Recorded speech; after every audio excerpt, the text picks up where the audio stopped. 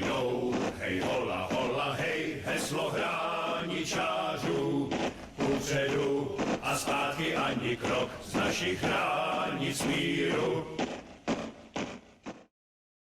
I'm Jerin, and today I am going to show you another of my creations. The last time, the Chercom rig.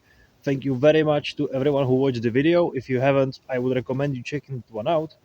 I created another piece that answers a lot of problems that I had with the first one. Namely, even empty, it was pretty heavy, and on the second side, the magazines sometimes had a real the magazines were sometimes really hard to get out because it was snapping onto things, especially when using VZ58 magazines, which, as you may know, right now I am in Czechia. Well, right now I live here and I was born here, and Czechia was the only socialist country that never adopted the AK. Pretty cool, huh? But the VZ58 magazines have one giant downside. They are larger than AK magazines, and sometimes when I create or you create something for an AK, the VZ58 magazines will just not want to fit. So, to the practical solution of what did I do to solve that? This. Now, it would almost be even periodically correct if I used something else, or well, periodically possible, if I used something else to as the attachment on the back, because this whole thing is made out of primarily two things: a VZ60 blouse jacket, light field jacket, and of course the Czechoslovak metro cover, which I used primarily as a material with the Chercom one.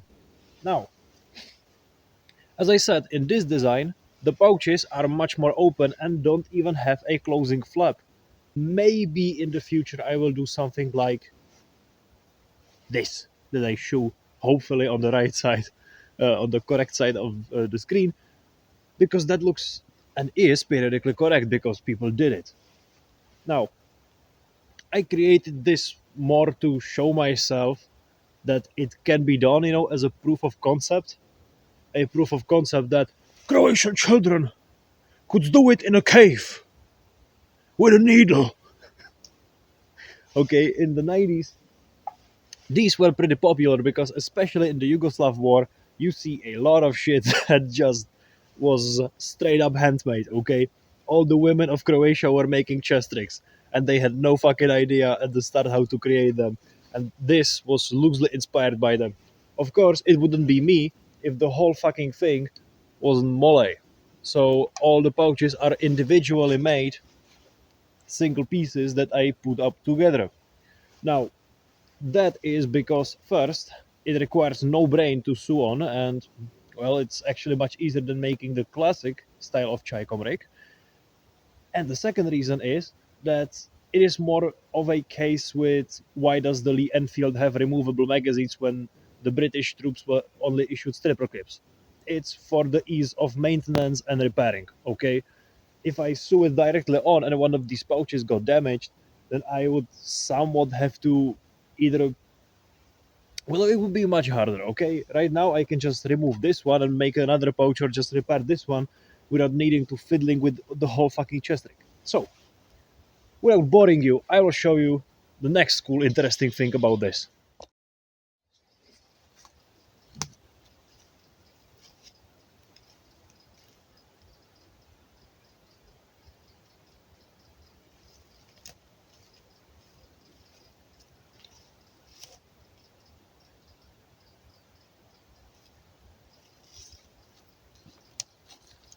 The uniform I'm wearing right now is the similar and almost the same one as the one I took apart to make this chest rig. So, as you can see, the colors blend in almost perfectly. Now, when I was teasing this video in the creator section, I told you guys, do not call this STRICHTARN.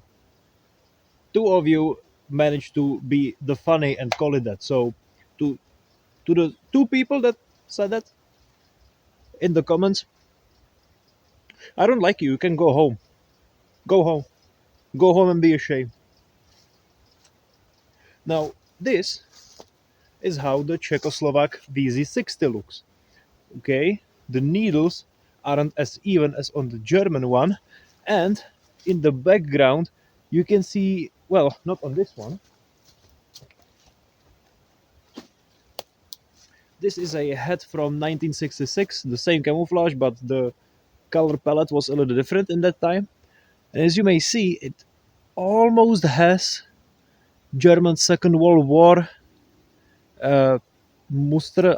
I don't know how that one was called, okay, but I think that you can see it under that. And what this does is, A, it covers much better than just plain colors, and B, under infrared, it just completely blends in. Like, this is camouflage from the 60s, and it works under IR so fucking good. It has no right to work that well, being from the 60s. Right, so I'm going to change my clothes real quick and show you how different the colors on the German and Czech actually are. Try to ignore the renegade patches on this one, okay? I still haven't removed them for 4 years now. And this jacket, I forgot, Jesus, how small this is.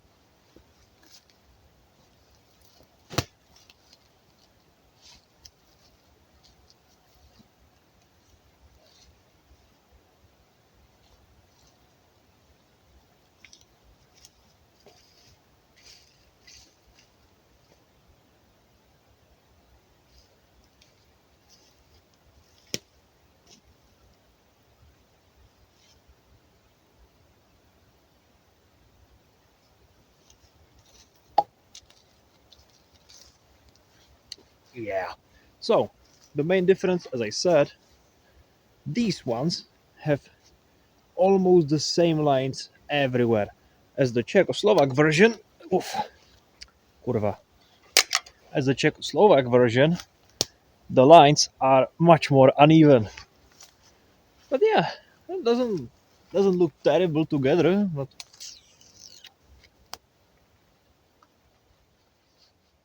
yeah.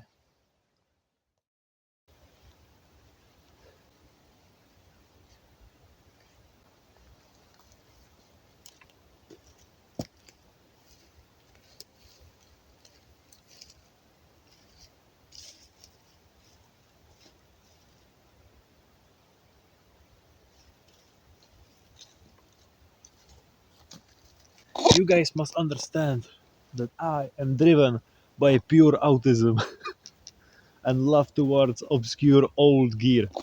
Like, look at this shit. And I think it actually fits pretty well. Yeah. Even with the pants, I got full VZ60. Like, holy shit. How are we the only country that didn't produce or accept AKs into standard service and didn't have a single fucking chest rig up until early 2000s? Oh yeah, one more thing.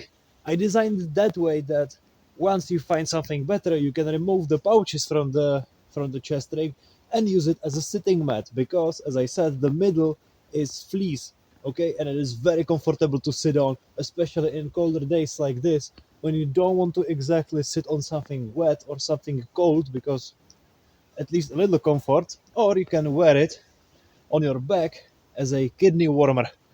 So yeah, once it ends its function as a chest rig, it can be a pretty decent comfort tool for the days.